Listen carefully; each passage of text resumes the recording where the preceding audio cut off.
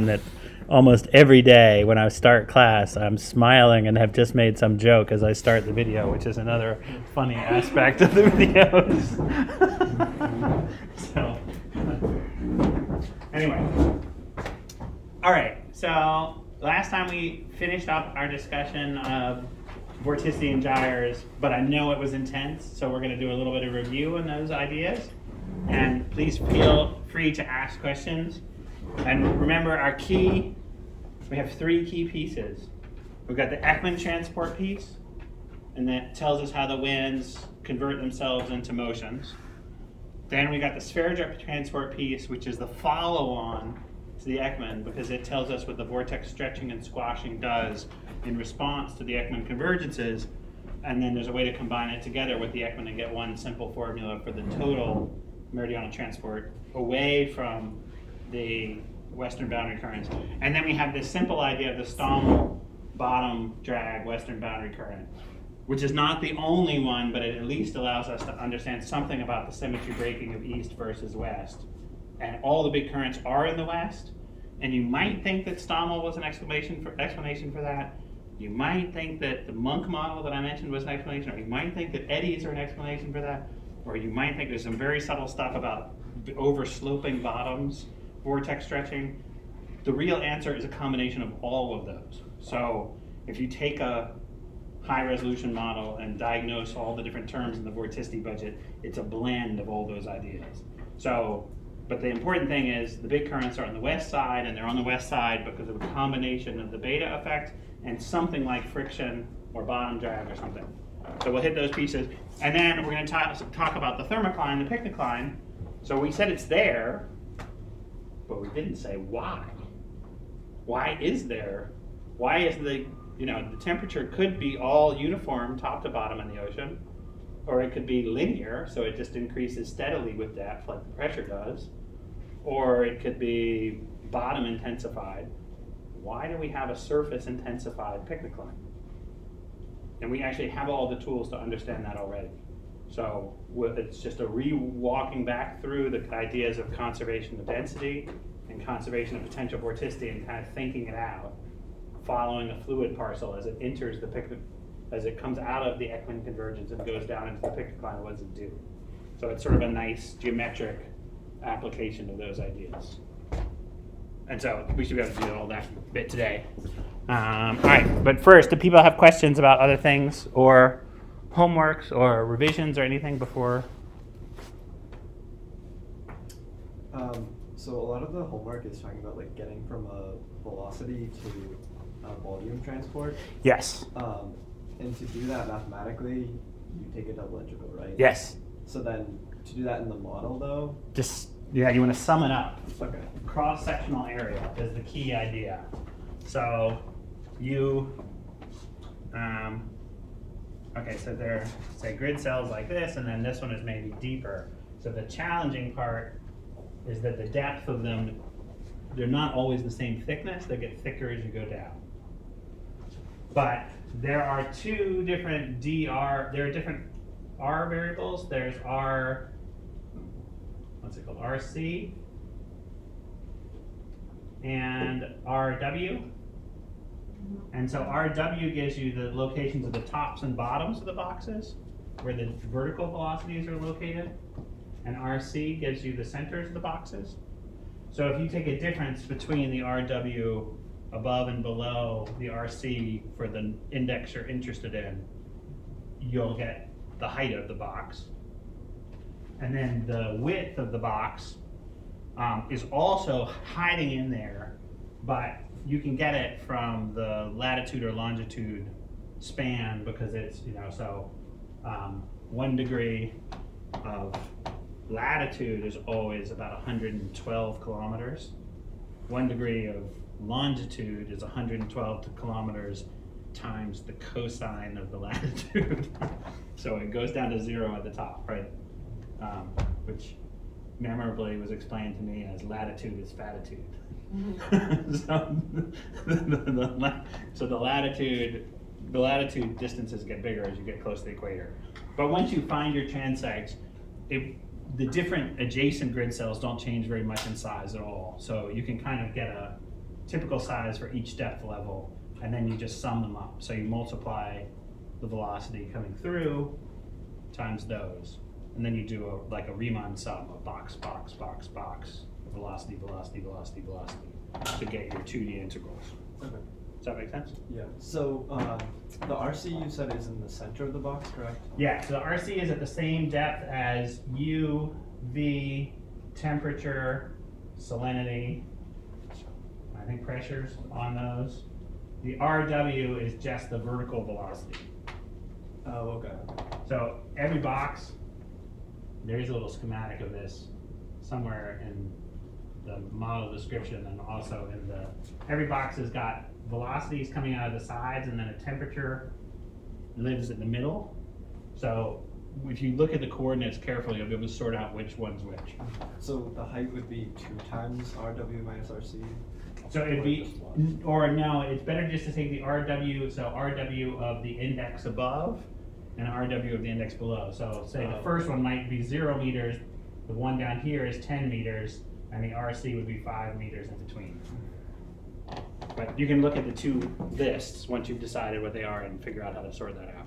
It'll be a difference of RW from above and below. There's also DRW, which may be in the grid file. I don't remember whether I calculated it, but I've actually calculated the, maybe even the cross-sectional areas and things in the grid file. So in the, you can look in the MATLAB grid file. I calculated a mess of things, so they may all be in there too. That may make your life easier. But it's not a bad exercise to think about how it works, because it helps orient you to sum them up yourself. Other questions? But yeah, it's different. We haven't been thinking about cross sections yet. We've just been thinking about things from the top. And so it is a different world to be thinking in 3D now. So now you can go up and down as well as side to side. So it's a little different conception of which, you know, the geometry of the situation. Okay. All right, we get to do our normal review of balances. We have the momentum equation, which we've been talking about forever. The rotating Boussinesq, or actually rotating Navier-Stokes equations. We have the inertial oscillations, which are the wobbles that we saw in the tank. They're also one of the more important time variations in the ocean. We have the Ekman layer, which is now in 2 locations in our brain, at the surface and the bottom. And remember, the Ekman number goes like the viscosity over F times depth squared. So the reason why they're thin layers is when you plug in for F and you plug in for the viscosity, the H that comes out is only like 10 to 100 meters. So it just turns out that the amount of mixing in the vertical that's going on, it doesn't fill the whole ocean, it just stays in those boundary layers. And there's a more interesting story, which we don't have time for, about that. If I ever teach a boundary layer class, we'll talk about why that is, but that's a different situation. The hydrostatic balance is our primary vertical balance, and it tells us that the pressure gradient, the pressure is there and increases with depth because of gravity, right? The geostrophic balance is this guy plus this guy, so Coriolis equals pressure gradient force. Where does the pressure gradient come from for this? Sea surface height, and then you do the hydrostatic balance, and maybe also the density integration if you have thermal wind situation to get from the top down. Exactly. And then because this one plus this one plus this one are all linear, you can actually combine them together into a total low Rossby number estimation of the flow. So the flow is evenly divided into a part that's inertial, a part that's Ekman, and a part that's geostrophic, and you can just sum them up as long as this nonlinear term is negligibly small. The Taylor-Proudman is now starting to look a little weird because it's a blend of a couple of the ideas we have, both a hydrostatic part and a constant density part, but it's an important concept to have in our mind that there are these the motion wants to be in columns unless the density is doing something interesting or the friction is doing something interesting. So even though we've stepped away from this, it was an important first stage in understanding how rotating fluids get stiffened in the direction of rotation. So it should be back in the back of your head as you're thinking, what's the motion going to look like as a first guess? Thermal wind is the combination of hydrostacy and geostrophy. You put them together and you can describe the vertical shear, so the deviations from Taylor-Proudman, that have to do with horizontal buoyancy gradients. So if you have light stuff sitting next to dense stuff, there will be a shear because of that.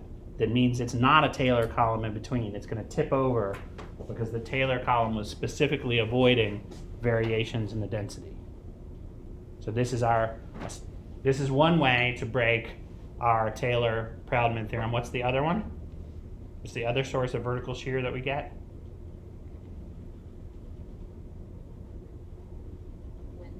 Wind, friction. So we have the Ekman spiral at the top. Remember, that's definitely sheared, and that's because friction was also neglected in Taylor-Proudman. So we've got two primary ways. One is the presence of horizontal buoyancy gradients will give us vertical shear, and the other one is when we have friction, then we can get vertical shear. Okay, so now into the new stuff. The sphere-drip balance is a balance in what equation? It's not the momentum equation, it's what? Vorticity. The vorticity equation. And is it a small Rossby number, large Rossby number? How do we understand that in the vorticity equation? It's a small Rossby because we neglect all the omega z's in favor of F and beta. So the only things we keep are the planetary vorticity. And so it tells us that this vortex stretching of the planetary vorticity, so we converge and then we're stretching or squashing our vertical vortices, that's F dw dz or F divergence, is balanced by beta V. So what does beta V tell us? Direction of net flow. Yeah. And in which direction? So if I stretch a vortex column and make it spin faster in the direction of planetary rotation, which way do I have to move to keep the Rossby number small? Meridionally. And when I'm stretching, it's poleward. When I'm squashing, it's equatorward. Right? I could also do it, we know with our PV, I could have also done it by making my layer spin with relative vorticity.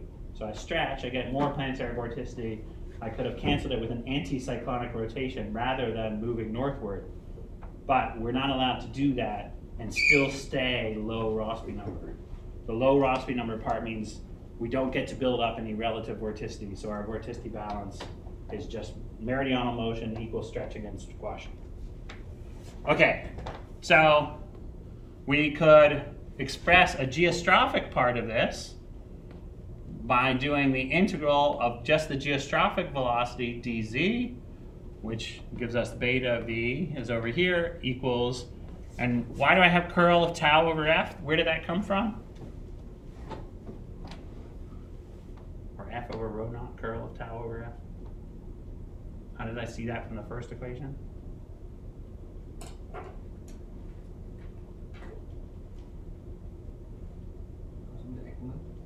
It's the Ekman vertical velocity that comes from, so this is a convergence, so that's dw dz. And then if I integrate that in z, I just get w Ekman minus w bottom. And if we throw away w bottom, this would be w Ekman, and this is our formula for w Ekman that's been plugged in there. Well, and here is the Ekman transport, written almost in the same way. If I just integrate it vertically, it's tau over rho f. So remember, the curl came from the convergence. Now this is just the Ekman transport. And with a little bit of calculus, theoretically, you can put this one together with this one and get the total transport, which is just 1 over rho naught beta, the curl of the wind stress. Everybody get that? So, all right. And then the one other piece of the story that we've done, so we were integrating V dz, but we could also integrate across the basin in the east-west direction and think about the transport through that curtain that's along the line of latitude. So latitude, so it's constant latitude, but it's all the longitudes, all the depths. What's the transport through that surface? That's this, the geostrophic transport through that surface. And here's just the east-west integral of the formula we had on the last page. But if the density was constant, and this is a geostrophic velocity, we know that actually the only place we could get pressure gradients in constant density is variations in sea surface height.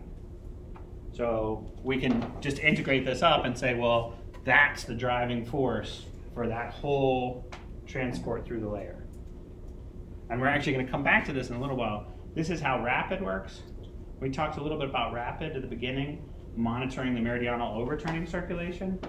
They don't actually monitor it all along the ocean. They just watch it on the sides and then use geostrophy to figure out how fast it's turning over, which is quite cool.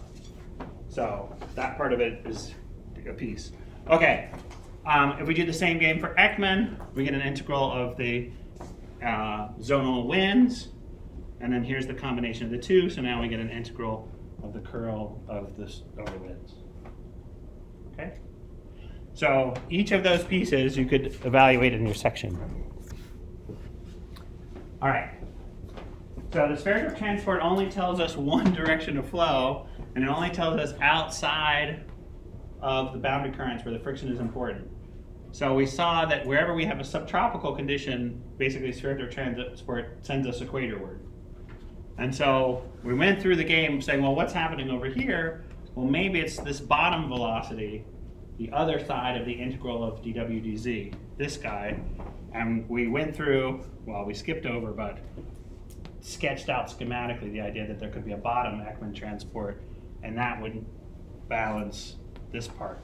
So this is the formula, including both the Ekman-driven convergences of the surface and the Ekman-driven convergences in the bottom boundary layer.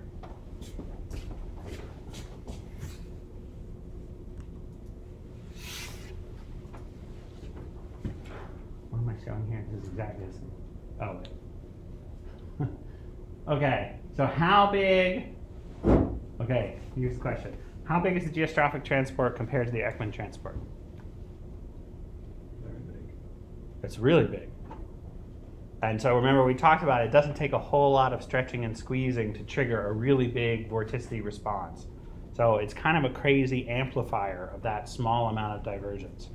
So this guy is only carrying maybe 1 to 10 spherodrops, and this one might be 50. So there's a huge amplification effect. So one of the interesting questions for this paper is just to figure out how big that is for the particular slice you've gotten. And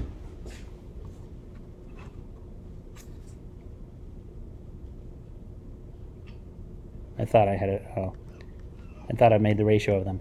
On the previous slides, you basically can look at the ratio of these two, and it has to do with the curl of the wind stress versus the beta. So which one is curling faster? So if the wind stress is gradient, the change in wind stress over latitudes is really, really slow, like beta is, because the beta is changing over the whole planetary scale, then these guys end up being kind of similar in size. If the curl is faster than that, if the westerly winds are tight, then this one is much bigger than this one. So, but you can play with that in your particular region, and there are places where this one is really, really small because the winds are locally small, but the curl might be big. And then there's a magical place where the curl is 0 and the winds are not. So it depends on what latitude you pick. It depends on what basin you pick. You can find different answers to that question depending on where you are. So that's one of the interesting things to think about, how the wind does different things in different places. All right. And this is just to remind us our little schematic. So here's the sense of rotation. Here are the background zonal winds. there's the direction of the sphere drip transport that we expect from that, and the Ekman transport we can figure out from the zonal winds. That's superimposed, and sometimes it's in the same direction as the sphere drip, like here. Sometimes it's opposing, like here. You just have to think it through when you've chosen your particular latitude and basin, what you got. Okay?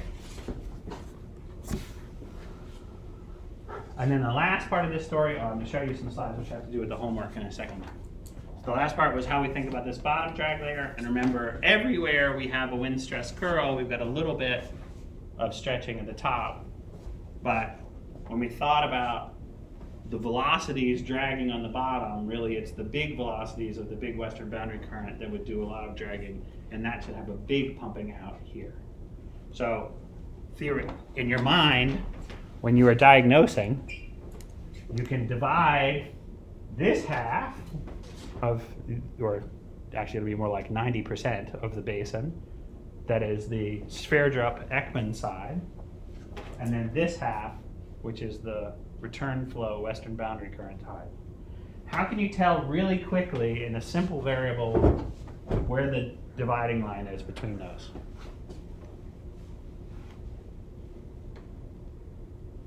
Or what are some of the variables you can look at? Here you can look at where the velocity switches. Yeah, so you could go down below. So who knows what's going on with the Ekman? We said that's complicated. That's wind and wind curl comparison. But down below in the middle, you can see the velocity, and you can just look at a cross section of velocities and make sense of that. These are what kind of velocity? Geostrophic? Down here deep? Geostrophic, yes. And so, and though there will be a picnicline, so there'll be a surface signature and sea surface height. It's driving that flow. That's the geostrophic part. And then there'll also be a picnicline depression if it's a subtropical. So what can I look for in sea surface height to distinguish between this side and that side? Is where the surface has its maximum peak. Yeah, so in the subtropics it would go up to about here, and that gradient is what's in balance with this by geostrophy, and then it'll go down, down, down, down, down, and that gradient is the other side, the sphere drip side. And the picnic line, it goes down, down, down, down, down, and it goes up, up, up, up, up. And so, and these guys will be squished between the surface and the picnic line mostly. They may leak down to the bottom depending on where you're looking, that kind of thing. Does that make sense to everybody? So you can look for the turnaround point by looking at sea surface height. You can look for it by looking at the density surfaces. You can look for it by looking at the velocity surfaces. And because they are geostrophic, they all have to be related to each other. Well, assuming they are geostrophic, which they probably are most of the time in this model, and also in the real world. Okay, so here's an example of doing exactly that kind of thing. This is distance along the zonal direction along one transect, and here is sea surface height, and I think this is seasonal variations that are showing it going up and down, but you can see that there's the sphere drop, interior sphere drop flow, that this is the northern hemisphere.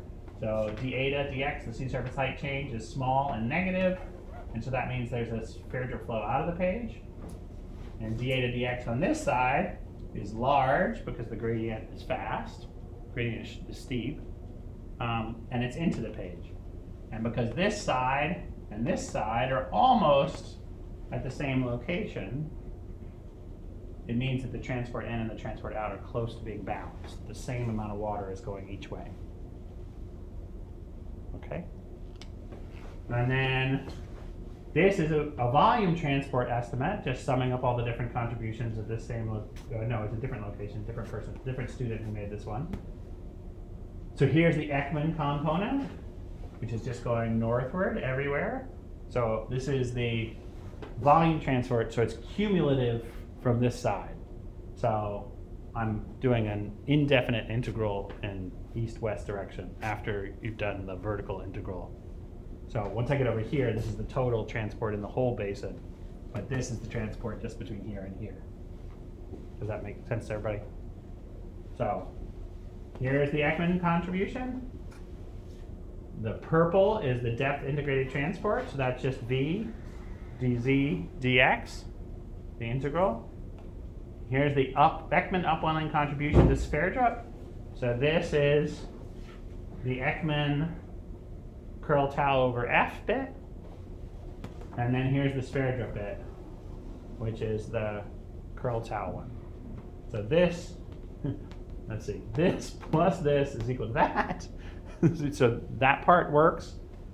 This part is sort of matching that one. That's kind of the, and then it doesn't match it over here. Why not? Western boundary upwelling. Yes, the western boundary current is not part of the Sverdrup theory. It's because of friction, so it's a different regime. So once we got to this maximum about here, that stuff is all western boundary current. We don't expect it to match the Sverdrup anymore. Does that make sense to everybody? So these are the kind of figures you're going to want to make. This is like, you can do this in lots of different ways, but these kind of things are things to start thinking about. Okay, so now when we look at our surface pressure field, or near surface pressure field, what do you see?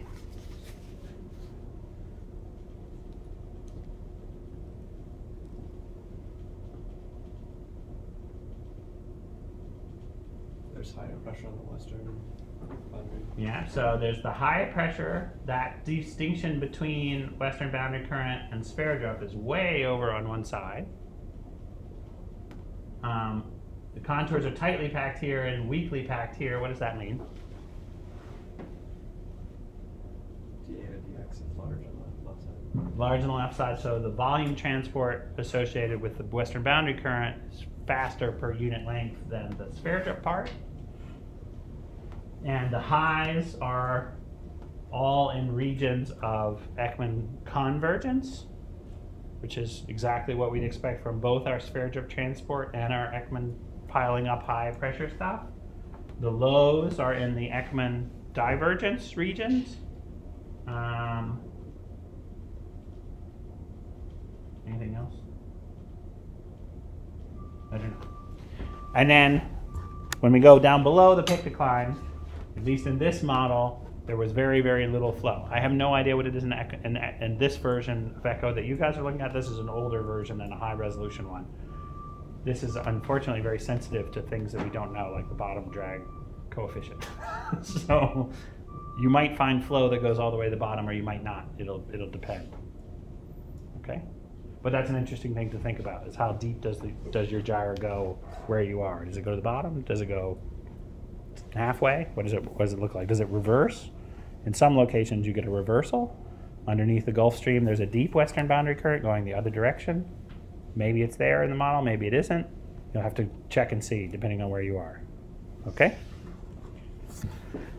And that picnic climb part is our pillows and bricks story with the hydrostatic balance interacting with the geostrophic balance. So we just keep coming back to these same few notions and putting them together to try and understand the gyres.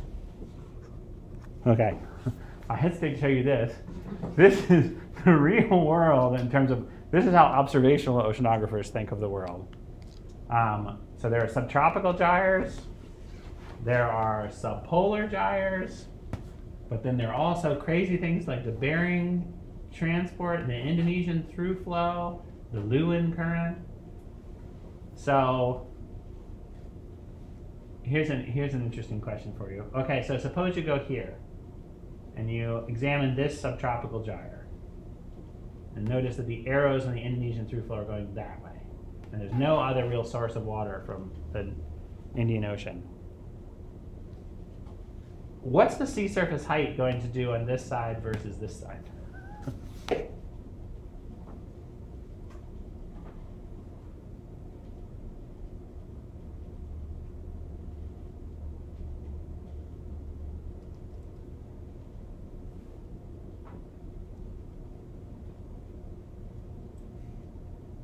So this is a subtropical gyre, so it's a high pressure or low pressure? High pressure. So the sea surface height is increasing to some maximum, and then it goes down. And it would be the same on both sides if the flow was the same in both directions. But is the flow the same in both directions or not at this particular location? It's not. Why not? There's more coming in from Indonesia. Right, so the Indonesian through flow is leaking down and it's joining up with this boundary current and then going out. And there's no return for it. But this side is all set by sphere drop. So you would expect the winds to be governing this side of that subtropical gyre and this to be the sum of the Indonesian through flow plus whatever you need to return the sphere drop and keep that gyre closed. So you have to go down farther to carry more transport in the southward direction than you would go down on this side for the sphere drop. So it should be lower on this side of the basin than it was on this side of the basin in order to make an extra transport for that sphere drop piece. Does that make sense to everybody a little? So this is the kind of thing that depending on where you choose in the world, there will be kind of regional influences to think about. And you can get really detailed. You can actually measure how much stuff is coming through the Indonesian through flow and track it all the way around and think about, like, is that the right amount? Does that part end up over here too? So there are all kinds of like extensions to that kind of thinking that you can do after you get your transect and get the basic balances and look at it and try and think about what's going on. Okay? All right, so are there any other questions about this before we start talking about the thermocline? Colin? I still don't really understand the impact of the way the bottom drag works. Okay. So let's look at it. So this one, when we have a curl of the wind stress, we drive a vertical velocity. This says when we have a curl of the interior velocity, we drive a vertical velocity in and out of the bottom Ekman layer. So in some sense, the velocity up here is acting like the wind did up here. So it's the rotating sense of this stuff that makes that term get active. Right? So in this case, our sense of rotation is this way, negative. So our curl is negative. So this guy is positive, but this guy is negative. So we can actually flip back and forth between which one of these is governing our meridional velocity, depending on whether this guy is bigger or this guy is bigger. Okay, so this one is driving us northward. This guy is driving us southward. Okay, and this, because this flow out here is relatively weak compared to the concentrated flow over here, this guy is going to be really big only over here. So the northward flow is going underneath the regions of strong anticyclonic vorticity, which is pretty much just in the west in the return flow. And out in the middle, we've got this kind of quieter flow without much vorticity in it at all, really, because it's just driven by the wind stress curl. Then the last piece of the story that you might want to think about is all this water is coming down from the surface, and where does it go? Well, it kind of accumulates as it's going around, but when it gets in the western boundary current, it can actually escape down into this bottom boundary layer and then make its way back to reattach in another place. So it's partly that we're doing vortex squashing, vortex squashing, vortex squashing, and then we need to start doing vortex stretching to balance that out. Does that make some sense? Or is there a more specific thing that you're not following? I'm not. So how does that turn into the western boundary current instead of the eastern boundary current? Ah, okay. If we just tried to put this big current on the other side, it would still have to go northward because we're trying to go south balanced north. But now, on this side, it would have a positive vorticity. And so this term would now be negative. So this term is negative. This term is also negative. Everybody wants to go south. It's inconsistent. So we could try and return on this side, but when we do, at least this form of the friction doesn't help us. because it doesn't, it's not consistent with a northward transport. Does that make sense? So the key, so it's the curl of the velocity here is the key of the interior velocity. And here the curl of the interior velocity is negative. So this is positive, which is driving you towards the north. If you put it over here, the curl of the velocity would be positive, which would make this term negative, which would be driving you further south. So you can't make a return flow because it's going backwards. We were just talking about this region, but for the Agulhas current, doesn't that flow south? It does. So is that just because of the regional differences you were talking about?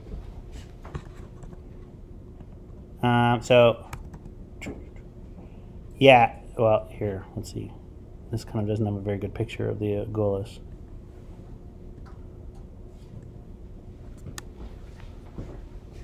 So, in this region, the subtropical gyre is going that way. So, yeah, it is flowing south. Let's do it. All right, so it has a positive vorticity. So that makes its southward flow in the western boundary current, according to that term. So if this is positive, it would be southward. Now this part, we don't know what it is, but it turns out that it is still downwelling because F has flipped its sign. So this one, let's see, this one has flipped its sign too. Which way do we have to go? Oh, maybe we can do it from here.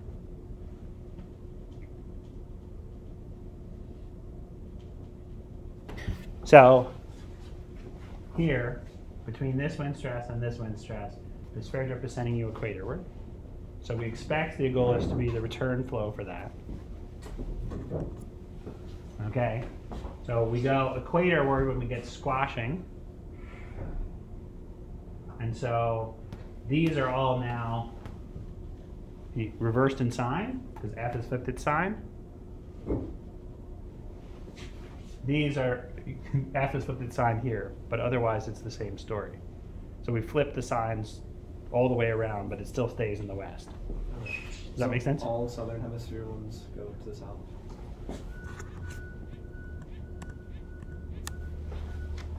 The subtropical gyres, the western boundary currents are all southward.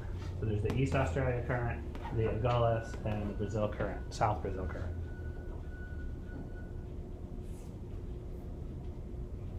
And all of the northern subtropical gyres go the other way. So the subtropical gyres have a western boundary current, which is poleward, and a sphere drift flow, which is equatorward. And so that handles which the sign flips of the Fs. And then the subpolar gyres up here. So the ACC is just different. So one of the reasons why the ACC is different is that there's nowhere really for it to have a western boundary current because it doesn't lean against any topography. So it actually has a fundamentally different balance of how the wind stress drives it. So the geostrophic part of it is still okay, it's low on this side, high on that side. But the force of the wind and how it gets embedded onto the ACC, we're going to talk about that after spring break. That's an interesting separate conversation. So we haven't explained that yet. And we also haven't explained the Arctic, but we're not going to explain the Arctic. Okay. Yeah. So it's really a combination of vorticity and bottom drag that defines where the western boundary current is? Yeah, so it's a couple of different flavors. So we need to have a vorticity balance, we need to have a beta effect, and we need to have bottom drag. And you can, there are lots of permutations you can think about. What happens if the planet is rotating the other direction? So does it go on the east side then? Does it go on the west? And then you're like, well, if I just flip the sign of F, it wouldn't change things, but I have to flip the sign of F and beta both, because then if it's going the wrong way. Or, like you can, what if the planet was kind of shaped like an hourglass rather than the other way. So beta was the opposite sign, but F was the same sign. Then it would be on the east. So you can play these games and try and think about different planet-like situations to get it to play. But the key part here is which ones have velocities in them.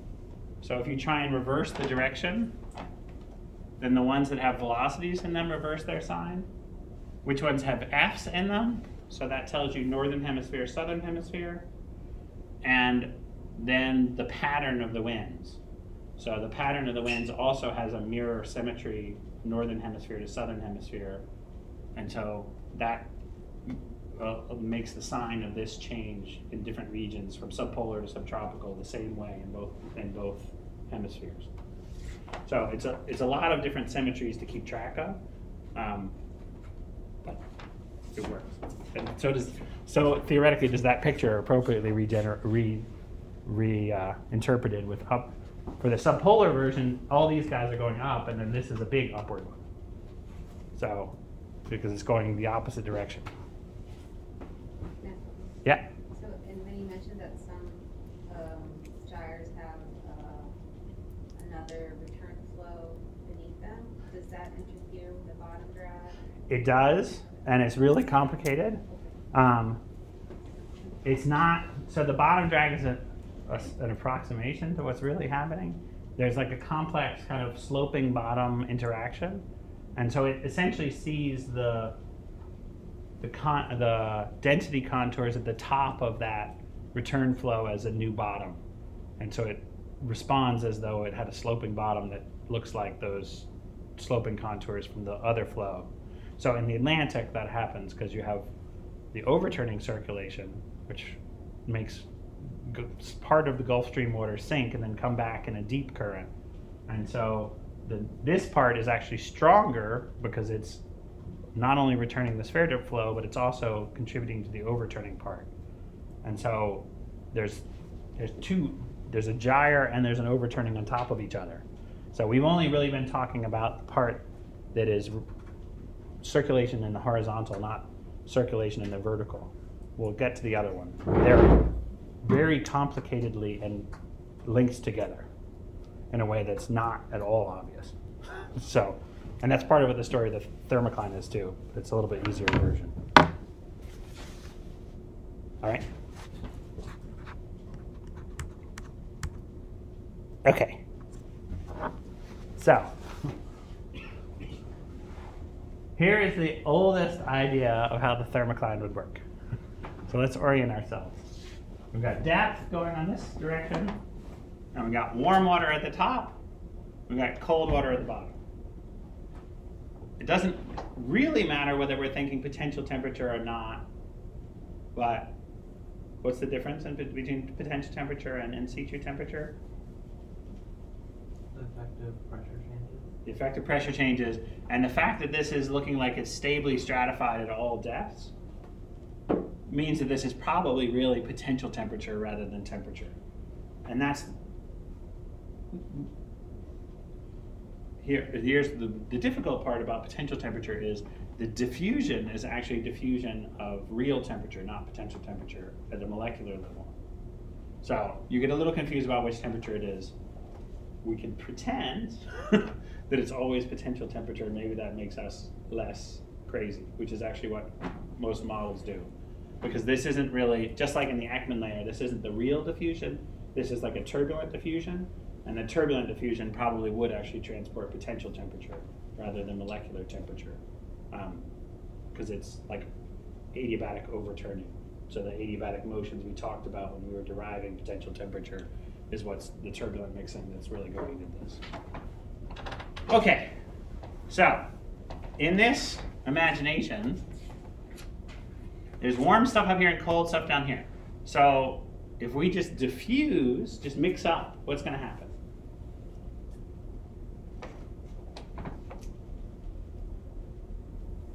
Vertical line. You're going to eventually get to a vertical line, and it's going to be somewhere in between these. It's actually the vertical average of those two, if you didn't have any other sources. And so all this warm stuff up here is getting mixed up with cold stuff down here, and you're getting yourself somewhere in the middle.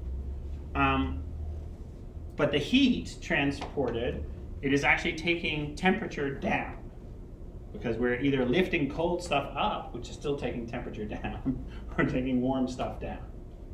Okay, so this guy is a downward term in the temperature equation. You could actually keep this steady if you were mixing temperature down, but then at the same time pushing temperature back up. So if you happen to have an upward velocity in the same location as a downward diffusion, there is a steady solution to that, and it looks kind of like this. And that's sort of what happens in the subpolar gyres. Why would I say that it's a subpolar gyre? Because of the upward. Because that's where the Ekman transport is upward. So if you just link that down and down and down to something below, that's sort of like this part is provided by Ekman, this part is provided by mixing, trying to mix the warmer surface waters down, and you could get a thermocline that way. So in the real world, this is what the density looks like in the upper ocean and in the lower ocean. There's not a whole lot going on down here. You can see it's a little bit denser over there. That's the Antarctic bottom water coming in. And it's a little bit denser here. That's North Atlantic deep water imprinting on this. But up here is really the gyres, and that's the stuff that we're going to talk about today. This little gradient here between warmer and cooler, is that in the subpolar or subtropical gyre?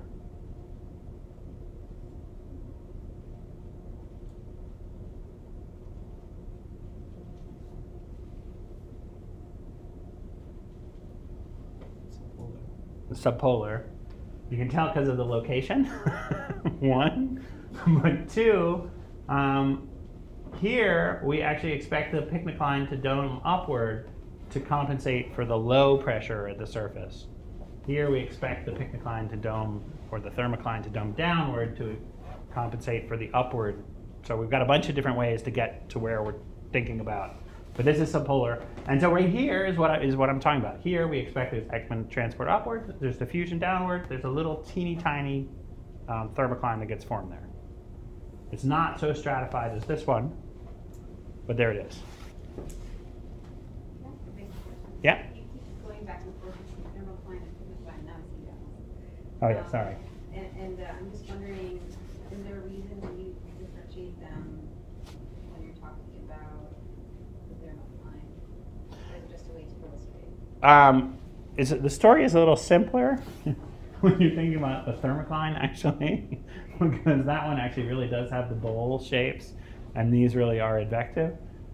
The salinity story is really kind of complicated. So the picnic line is a complicated combination of the thermocline story, which is relatively straightforward. It's got like heating at the surface and mixing down.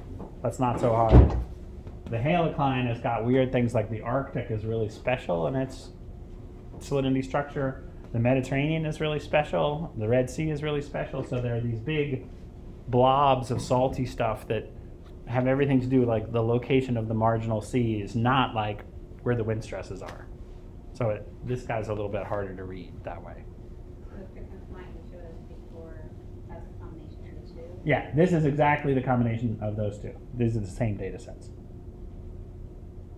But it's called the thermocline theory because it's easier to understand what it means when you think that temperature is just a function of latitude. And so the surface conditions are simple to think about. And so all these kind of conceptual ideas are easier to think of when you forget about the salt and just worry about the thermocline. That's why I keep jumping back and forth, maybe. Okay. So, maybe I want to explain this. All right, I'm not going to explain this.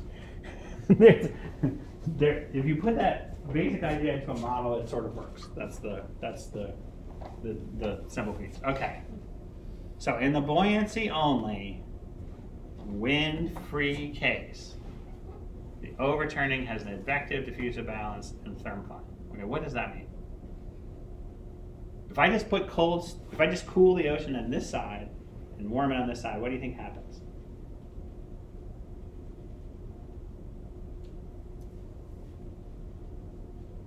If I cool it over here and warm it over there, what's going to happen? It's going to dip, right? And if you have mixing in the background, the cold stuff will go down and it'll just start filling up the bottom, but it'll be mixed back upward into the warm stuff, and then it'll just turn over again. So it'll just keep cycling. It'll come upward because of mixing, it'll go downward because of cooling. Okay, so that's a basic advective diffusive balance without thinking about Coriolis, without thinking about anything complicated. That's a picture we could have.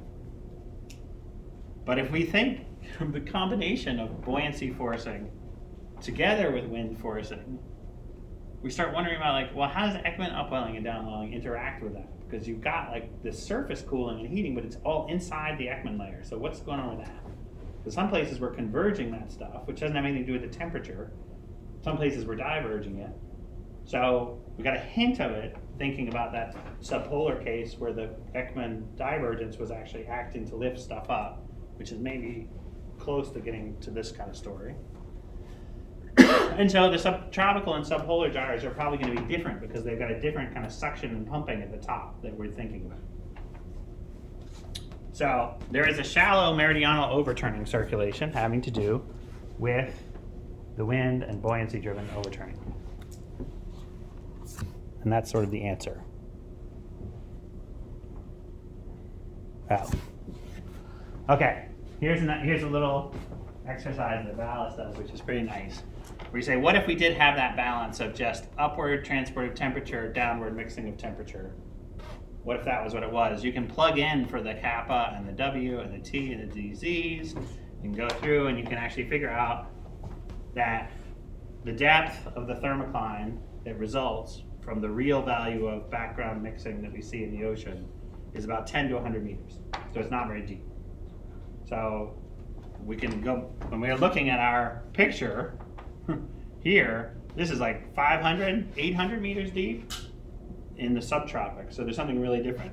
Even though maybe it's actually not so bad over here in these thin layers, we think that actually might work in the subpolar gyres. Okay, so let's think a little about the subtropical gyres then.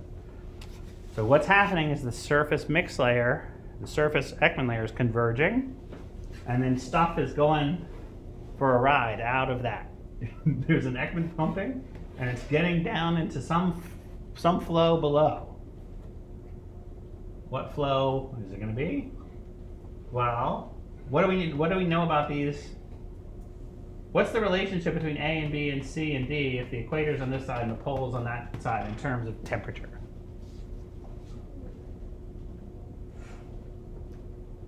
The equator's warmer. The equator's warmer. So D, 14 degrees, 12, 10, 8. And so that means when they go like this, they're not going to sit next to each other. They're going to stack up. They're going to tip over like that. So now you've got the warm stuff on top of the denser stuff. So that's one expectation we'd have. The surface Xmin layer is also where there's a lot of vertical mixing that's driven by like winds and waves and stuff. But down here in the interior, when we're far away, just like our Ekman number gets small, our equivalent thing that's about mixing also gets small. So in the interior of the ocean, we don't expect the mixing to be very big. It would be near the surface, would be in that surface mixed boundary layer. So down here, so even though here we can change the densities a lot to make them match roughly whatever the surface conditions are, down here, once you've got a density, you're just going to hold on to it and cruise around doing what you're doing. It'll be relatively inviscid, relatively adiabatic. The practical upside of that is we can recognize water masses that are almost 2,000 years old. The last time they were at the surface was 2,000 years ago, and they get mixed so little that you can still tell that their properties label them as being 2,000 years old. So there's not a whole lot of mixing is what that means. Once you're down out of the surface mix layer, you're really just kind of coasting along and seeing what's happening next. So this is just giving you a relationship of salinity and temperature. So think about it in isopycnal space. Okay, let's try and get a little bit more three-dimensional about this picture. So here, this is our outcropping line. So, and these are directions of flow. These are actually also thickness lines, which is interesting, but anyway, whatever. So if I go underneath here, I might ride around on some density surface has some shape. I don't even know what the pattern would be yet. This is kind of imagining a gyre-like circulation, and we'll actually see that in a minute, that's kind of what you expect. And then, so all of these outcrop at the same latitude. They're up in the mixed layer at the same latitude, so they all have roughly the same temperature, roughly the same density. And then when they go down below, if they're not mixed up, what density are they going to stay on?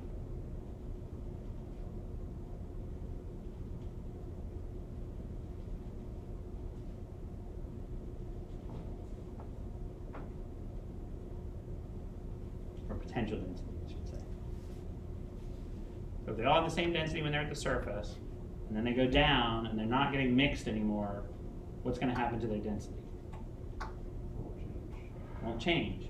So all these different trajectories that get subducted, that get brought out of the surface mixed layer at the same place, will ride on a sheet, an isopycnal surface, that has the same density.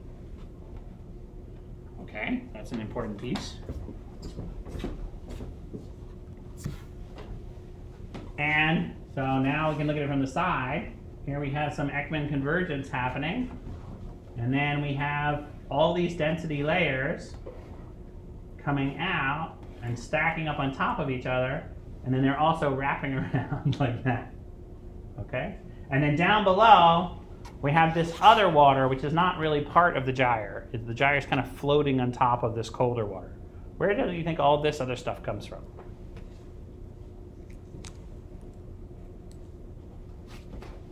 We can go back to the beginning. We can look at the picture. Where does all this stuff come from? Yeah, from this deep convection. So it gets cold down here and it fills up, and it basically just fills up the whole world with very cold stuff. But on top of that, there's this gyre thermocline action doing its thing. But this doesn't go deeply enough to reach the bottom, and the mixing is not strong enough to eliminate that and mix it away with this. So they're kind of coexisting in the vertical.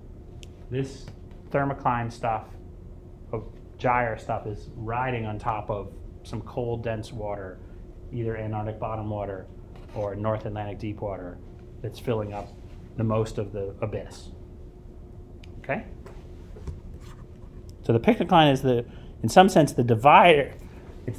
The thermocline is the divider between the surface temperatures, which are hooked to the atmosphere, and the rest of the column. And sometimes this picture is actually to describe the matching condition between this and that. So there's a little diffusive layer that makes everybody happy to ride on top of each other. But that's not the part that we have to talk about. Okay. Yeah. Is diffusion very slow to mix? The diffusion is very, very slow. So 10 to the minus 5, so that's kind of this little scaling. The diffusivity is this small. So in some sense, if you take a typical vertical velocity, it would only be 10 meters or maybe 100 meters deep to have it balanced. So if the diffusion was faster, it could actually mix the whole, it could uniformly mix everything in the vertical. So this assertion that this is pretty shallow is kind of telling you that the mixing is not that fast in the right units. Okay, so can we think of a way to get a scaling that does not depend on diffusivity? Okay, so we have some velocities. We got our sphere relation, and we can think of that as being a vertical velocity coming out of the Ekman layer, and then some depth scale. Maybe that's as deep as you need to go until you get to the bottom of the thermocline. So that's the moving water, the sphere-tip relation is moving from the Pickecline to the surface, so the thermocline to the surface. So you could estimate that those two are roughly ballpark.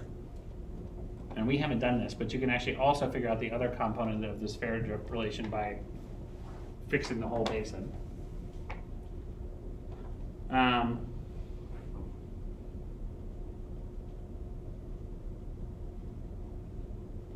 No, that's not what that is. Sorry. This is the Marignano velocity. This is just a velocity scale. Who cares what direction it's in? It's like, but basically the beta just went to the other side of the equation, and v became u. But this is just the same scale as that velocity. And then there's the thermal wind relationship, which what is it? So that tells us about lateral temperature gradients and vertical shear. So if all of our sphere-tip transport is between the Pickecline or the thermocline and the surface, then that depth has got to be the depth that the velocity is changing over, because it's moving somewhere and then it's not moving below. Okay? So we could scale this relationship to say that it's the same velocity scale over the depth of that thermocline. And then what's the buoyancy gradient? Well, it's some lateral difference in buoyancy over a horizontal length scale. And then there's an F.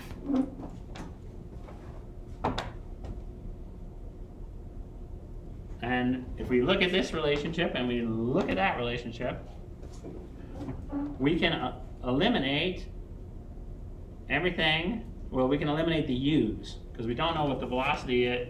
If we eliminate the u's and then simplify terms, we get this.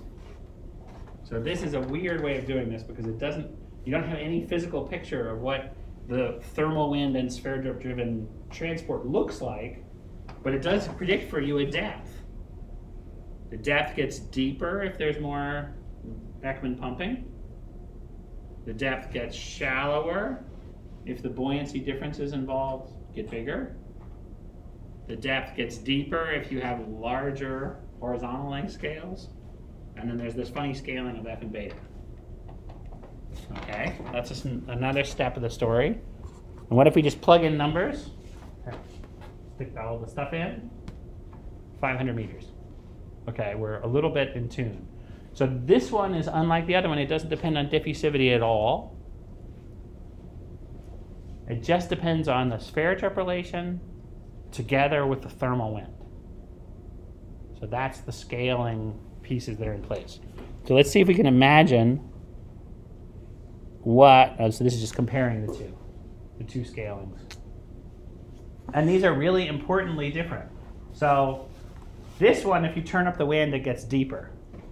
This one, if you turn up the wind, it gets shallower. I mean, this is like a leading order. Things are different in between these two scalings.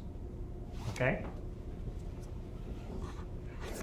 All right, so let's imagine how we might think about flow like this. So if we have an Ekman layer and there's convergence in the Ekman layer, we're pumping fluid down into an upper layer, and then it's chugging along, and it's going to preserve its density, but its thickness might change. And then this one below, if it's stationary, that means we're just in our reduced gravity situation. What should I conserve? What happens when my H changes? What kind of properties are changing?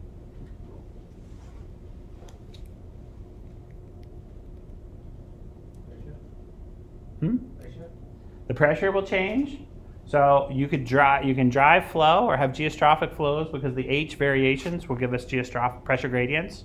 So that's an important part of the story. The H can't be constant because we wouldn't have any flow. The H's need to change to get some pressure, some geostrophic flow going. More quickly for the vortex stretching. Exactly. If we go from up here to down there, we're going to do vortex stretching. So the vorticity doesn't have to be conserved, but what does? The density. So if we get deeper, we're going to have to slow down. That's one thing. We have to conserve the amount of fluid flowing around. We want to conserve the density. And then there's one more that's a critical one. It's related to the vorticity, but it's the one that doesn't change when you stretch and squash it.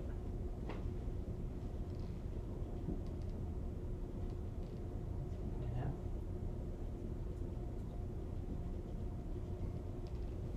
down. So you guys know what it is. I'll write it down.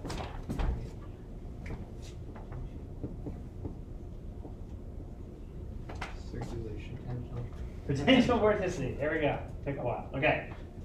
Remember, this is the one that you do the stretching and squeezing upstairs, and that's compensated by the change in layer depth. So this is conserved following the motion when you have when the viscosity is 0. So we're going to conserve this.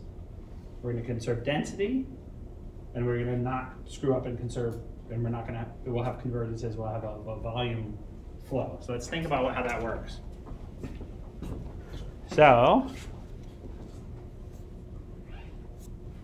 if I wanted to have a flow like this, suppose I'm crossing some density and I go down underneath, I'm going to slide around and come back on the same density surface. So that's part of our story.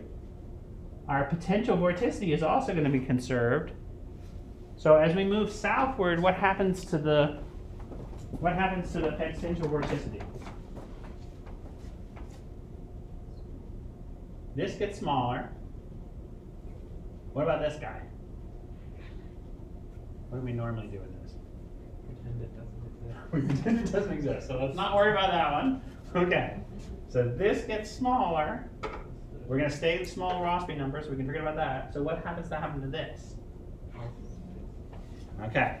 So we're imagining now that we have a density surface that as we move south has to squeeze and get narrower. It has to do that because H has to go down when F goes down. And it doesn't matter what hemisphere we're in, actually. If we were moving equatorward on the other side, we would have to squeeze going the same direction to keep that conserved. Okay. Here is the subtropical gyre. We take a density surface or a density range, we follow it down, and then as it moves toward the equator, it narrows. So the flow is coming down and then going back, and that narrowing is a big part of what's forming this sharp gradient. The fact that the thermocline is getting sharper and sharper as you move toward the equator is because the potential vorticity is making it squeeze. So the flow can't cross density surfaces. Why not? If you bring in different density water, be mixing or Because the mixing is weak. So the flow's got to go along density surfaces. The flow's got to conserve its potential vorticity. So that means that when you go equatorward, you've got to be squishing. And so it means that from this extremely wide range of latitudes where those density surfaces outcrop, we get to something that only spans hundreds of meters in the vertical, because as these layers come together, they're getting squished to account for the fact that F is going to 0 as you go to the equator. And if we could go all the way to the equator without mixing, all those layer depths would have to go to 0. It doesn't actually happen. What happens is we get our equatorial upwelling, which drives mixing right through those layers. And so we just link up nicely into the equatorial upwelling part of this, and off we go. So we're getting subduction here, riding along the surfaces. The surfaces are getting squeezed in order to conserve potential vorticity, and then we're getting up. Okay, so we're putting a flow through, and we're squeezing and squeezing and squeezing. What has to happen to the velocity to make that work?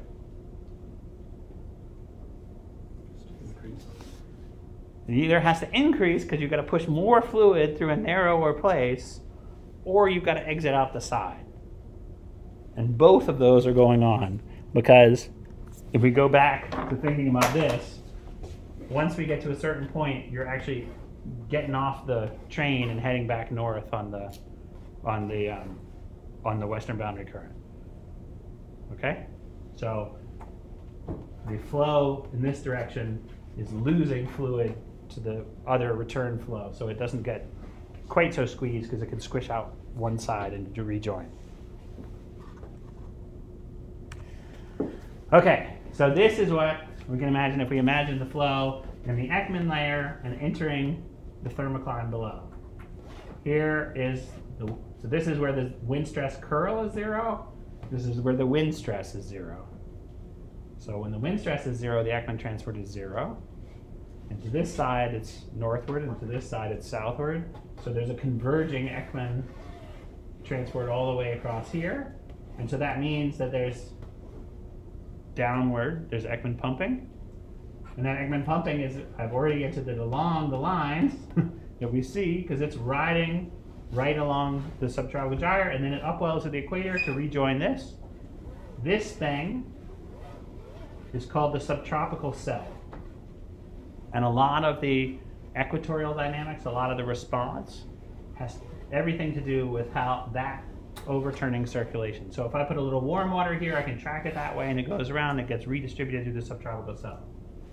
Over here, we have just Ekman upwelling and diffusive down mixing. So the subpolar gyre is our simple story, and so is the ACC, both sides. Then we have another subtropical cell on this side, and then we have this extra little link, which is a little complicated link that goes in a longer run. It actually goes like this in the Atlantic, up, over, all the way down, pops up over here, comes back down here, and then mixes its way back up. So there's a long circuit that's going around. But this part of the story, this subtropical gyre overturning, is actually pretty straightforward. So does it go faster when I increase the winds?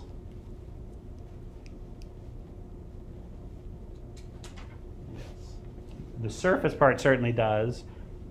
We don't really know by thinking immediately whether this gets deeper or shallower. But when we went through that scaling relationship that had the sphere-drift relation together with the thermal wind, it actually told us it would get deeper too. So it's going to go faster, and it's going to go a little deeper.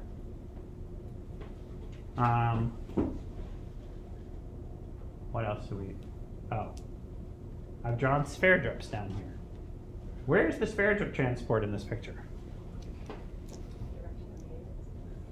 It's in the directions of these big arrows. Why? The sphere drip is going that way because everywhere between the 0 wind stress curl line and the equator, the sphere drip's consistently going in this direction. How do I understand the sphere drip transport from this crazy nonsense? What does that tell us?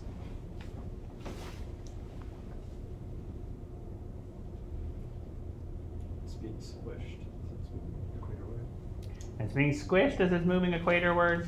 It tells it that the depth integrated transport here has a net southward flow. How does that work? It's the sphere drip part. It's net southward.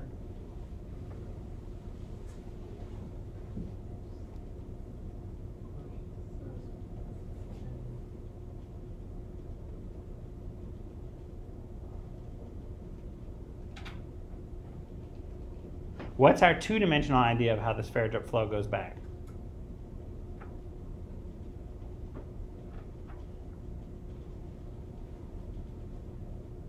When the sphere drip flow goes southward in the subtropical gyre, how does it get back to the north in our 2D picture?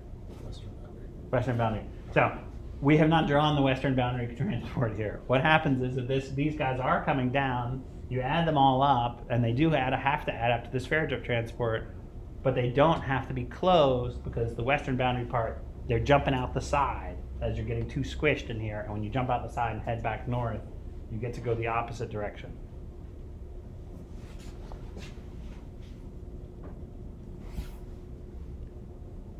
Okay, so this theory is called the theory of the ventilated thermocline because this process is called ventilation, where you're taking recent water that was at the surface and moving it down into the subsurface and kind of letting the subsurface breathe by getting it recharged.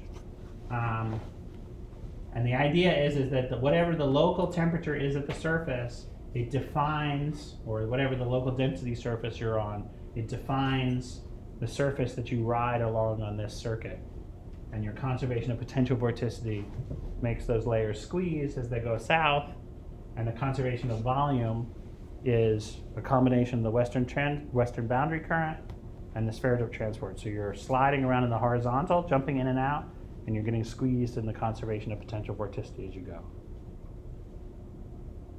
And it turns out that in pretty much every model, every modern model where the vertical diffusion is an appropriately small number, this is basically how the thermocline works. So this was done in the 80s with pencil and paper, but now we actually have the observations and the models to back it up, and it actually works quite well. Is that it?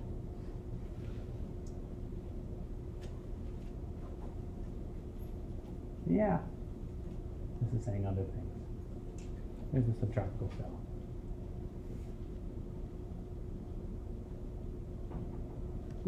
All right, I have other weird things to say about that. Okay, oops. So, do any of you do paleoclimate? Well, I know Anson does, as your primary thing.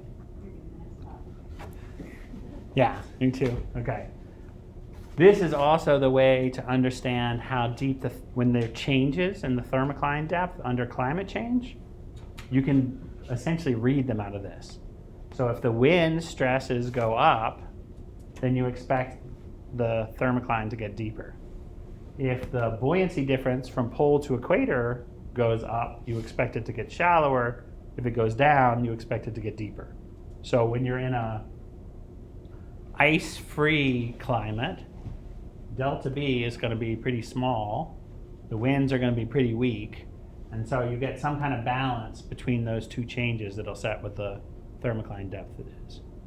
And so Philander and Fedorov went through this whole kind of thing about warming climates and past warm climates and thought about this kind of relationship and how it worked.